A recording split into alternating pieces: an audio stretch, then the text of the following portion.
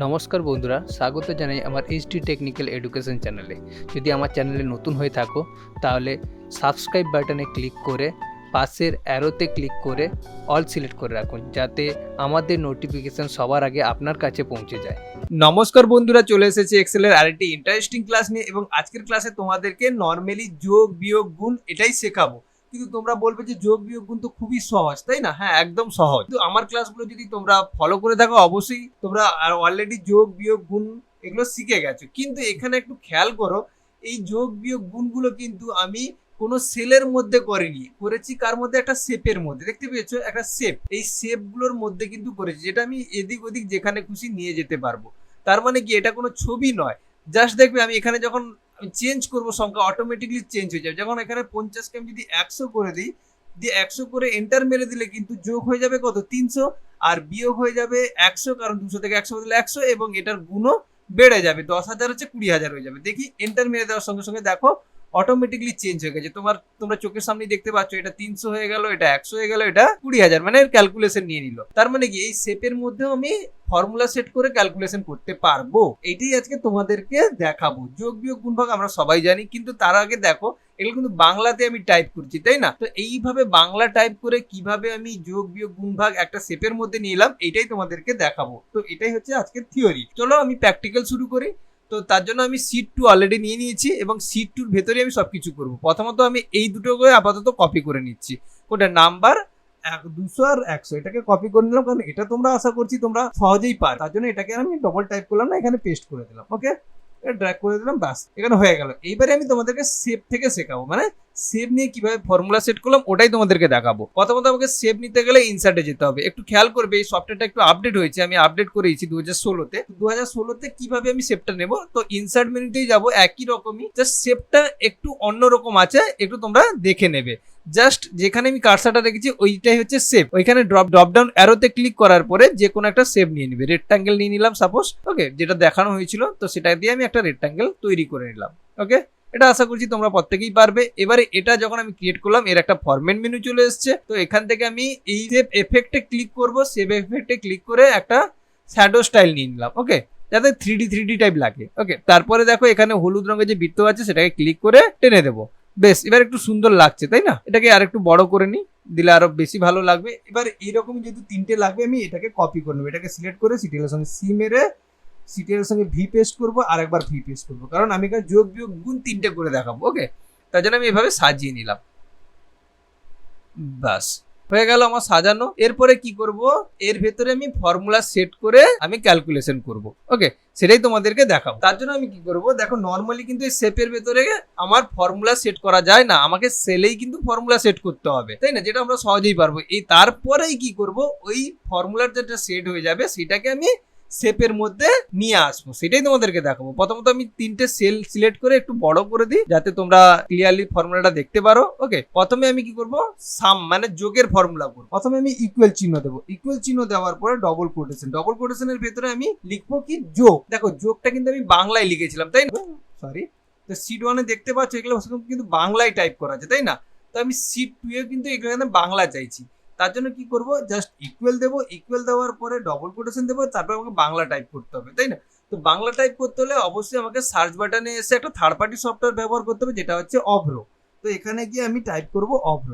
দেখো অভ্র টাইপ করার পরে আমার অভ্রটা ওপেন হলো। দেখো তোমাদের কম্পিউটারে অভ্র নাও থাকতে পারে, তার জন্য তোমাদেরকে কিন্তু অভ্রটা অবশ্যই ইনস্টল করে নিতে হবে। তো অভ্র কিভাবে ডাউনলোড করে ইনস্টল করবে তার একটা ভিডিও আমার অলরেডি দেওয়া আছে, যদি না দেখে থাকো তাহলে ডেসক্রিপশনে লিংক দিয়ে রেখেছি, অবশ্যই দেখে নিও। ওকে, তো সেখানে অভ্র অলরেডি চলে এসেছে, এখানে ইংলিশ শো করছে। যখনই আমি F12 প্রেস করব, তখন এই জায়গাটা দেখতে পাচ্ছ বাংলা চলে এসেছে। তো এইখানে আমি তখন যা টাইপ করব এবার, তো সেটা সবই বাংলায় আসবে। ওকে, যোগ চলে এসছে। এরপরে কি করব? আবার F12 মেরে আমি ইংলিশে চলে এলাম। ওকে, একটা স্পেস দিয়ে দিব, একটা জাস্ট ড্যাশ দিয়ে দিব, আর একটা স্পেস দিয়ে দিলাম। এরপরে কি করব? ডবল কোটেশন শেষ করে দিলাম। তারপরে কি করবো? অ্যান্ড কে কল করব। যোগটা কেন লিখলাম? কারণ যোগটা আমি শো করাতে চাই। ওকে, তারপর অ্যান্ড কল করলাম। অ্যান্ড কল করার পরে আমি লিখবো, টাইপ করবো সাম, যেটা নর্মালি আমরা ফর্মুলা দিই। তারপর ব্র্যাকেট শুরু করব। সামের ফর্মুলা আমরা সবাই জানি। ব্র্যাকেট শুরু করব, জাস্ট সেই সেলগুলোকে সিলেক্ট করে ব্র্যাকেট শেষ করে এন্টার মেরে দেবো। দেখো এই মুহূর্তে আমার কি দেখাচ্ছে? যোগ 300 হয়ে গেল। ঠিক সেম ভাবেই কিন্তু আবার গুণটা করব। তার জন্য আবার ইকুয়াল চিহ্ন দেবো, ইকুয়াল চিহ্ন দেওয়ার পরে ডবল কোটেশনের ভেতরে কি দেবো, বিয়োগ। বিয়োগের জন্য আমাকে আবার F12 প্রেস করতে হবে, F12 প্রেস করলাম, F12 প্রেস করার পরে আমি লিখবো বিয়োগ, বিয়োগ। দেখতে পাচ্ছ বিয়োগ টাইপ করে দিয়েছি। আবার আমার বাংলা টাইপ যেহেতু হয়ে গেছে, তাহলে F12 মেরে একটা স্পেস দিয়ে একটা ড্যাশ দিয়ে দিব, আবার একটা স্পেস দিয়ে দিব। দিলে স্পেসটা দেওয়া থাকলে কি হয়, আমার দেখতে ভালো লাগবে। ওকে, ডবল কোটেশন শেষ করব। এরপরে কি করব, অ্যান্ড কে কল করে কি করব, ফর্মুলাটা বসিয়ে দেবো। ফর্মুলা কি, এটা মানে যেটা ফার্স্ট সেল ঘরটা আছে সেই নাম্বারটাকে সিলেক্ট করব, মাইনাস করে দেবো, মাইনাস দ্বিতীয় সেলটাকে নিয়ে নেব। ওকে, তারপরে এন্টার মেরে দিলাম, দেখো বিয়োগ হয়ে গেল। ঠিক তারপরে আমার গুণ চাই, তো একই রকমই ইকুয়াল চিহ্ন দেব, আবার ডবল কোটেশন দেব, আবার F12 মেরে বাংলায় টাইপ করব কি গুণ, গুণ টাইপ করে নিলাম, আবার F12 মেরে ইংলিশে চলে এলাম, তারপরে স্পেস দিয়ে একটা ড্যাশ দিয়ে আবার স্পেস দিয়ে ডবল কোটেশন শেষ করলাম। তারপরে অ্যান্ড কে কল করে আমি কি করব, first cell into second cell. Okay, যেহেতু গুণ হবে তো এন্টার মেরে দিলাম, আমার কিন্তু গুণ হয়ে গেল। এইবার এইগুলোকে আমি এর মধ্যে কি করে আনবো, এটাই হচ্ছে তোমাদের দেখানো। তো তার জন্য আমি কি করব, প্রথমে এই শেপটাকে সিলেক্ট করব, প্রথম শেপটাকে সিলেক্ট করব, প্রথম শেপের মধ্যে যোগ রাখতে চাই। তো শেপটাকে সিলেক্ট করার পরে আমি চলে আসবো যেখানে আমরা ফর্মুলা বার আছে দেখতে পাচ্ছি, যেখানে ফর্মুলা টাইপ করি, যেখানে ক্লিক করে নেব। ক্লিক করে আমি করবো একটা ইকুয়াল চিহ্ন দেবো। ইকুয়াল চিহ্ন দেওয়ার পরে জাস্ট ওই সেলটাকে যোগ সিলেক্ট করে নেব, যেখানে যোগ করেছি, যোগের সেলটা আমি রেডি করেছি সেখানে সিলেক্ট করে নেব। সিলেক্ট করার সঙ্গে সঙ্গে ওই সেলটা কিন্তু ওই ফর্মুলার মধ্যে চলে আসবে। জাস্ট এন্টার মেরে দেবো, দেখো ম্যাজিকের মতন চলে আসছে, দেখতে পেয়েছো? ঠিক সেম ভাবে তারপরে সেপটাকে সিলেক্ট করব, তারপরে ফর্মুলা বারে ক্লিক করে ইকুয়াল দিয়ে বিয়োগটাকে সিলেক্ট করে নেব, তারপর এন্টার মেরে দেবো, দেখো বিয়োগ চলে এসেছে। আচ্ছা, এখানে বিয়োগটা আরেকটু দরকার, তাহলে আরেকটু কি করবো, আমি টেনে নেবো, বিয়োগ চলে এসছে।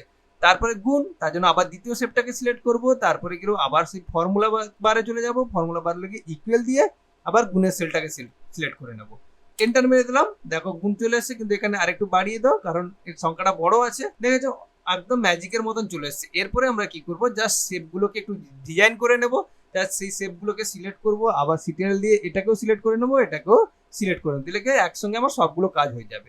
ওকে, জাস্ট এটাকে কি করব, হোম মেনু থেকে এখানে দেখতে পাবে ফন্ট কালার আছে, ফন্ট কালারকে হোয়াইট করে দিলাম। ওকে, ফন্ট কালারকে হোয়াইট করে দিলাম এবং একটু বোল্ড করে দিলাম, আর ব্যাকগ্রাউন্ডের কালারটাকে আমি লাল করে দিলাম। এখানে গিয়ে আমি জাস্ট লাল, যে কালার তোমাদের পছন্দ হয়, ওকে আমি লালটা দিয়ে দিলাম, দিলে দিয়ে বেশি দেখতে ভালো লাগছে। আচ্ছা, বোল্ড করার জন্য একটু বড় হয়ে গেছে, এটাকেও তুমি একটু সরিয়ে নাও, দেখো হয়ে গেল, কত সুন্দরভাবে চলে এসছে। এরপরে কি করব, এই তিনটে সেলকে আমি হাইড করে দেবো, জাস্ট সিলেক্ট করে রাইট ক্লিক করে এটাকে হাইড করে দিলাম।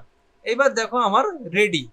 এইবারে আমি যখনই সংখ্যা চেঞ্জ করতে থাকবো, ধরো এটাকে 20 করে দিলাম, দেখো অটোমেটিকলি কত, 200 সঙ্গে 20 যোগ করলে কত হয়, 220, বিয়োগ করলে 180, আবার গুণ করলে 4000, তাহলে কি হচ্ছে, চেঞ্জ হচ্ছে। তো তোমরা ক্লিয়ারলি বুঝতে পেরেছো, একদম সহজ ক্লাস। এটা একটা 1 মিনিটের ভিডিওর মধ্যে নিয়ে এসেছিলাম, কিন্তু সেটাতে অনেক ফাস্ট করতে হয়েছে, এটা 1 মিনিটের ভিতরে আমি করাতে পারিনি। তো আশা করছি তোমাদের আজকের ক্লাসটি খুবই ভালো লেগেছে। যদি ভালো লেগে থাকে অবশ্যই চ্যানেলটিকে সাবস্ক্রাইব করো এবং এই ধরনের ভিডিও পেতে অবশ্যই লাইক কমেন্টে জানিও। অসংখ্য ধন্যবাদ, বাই।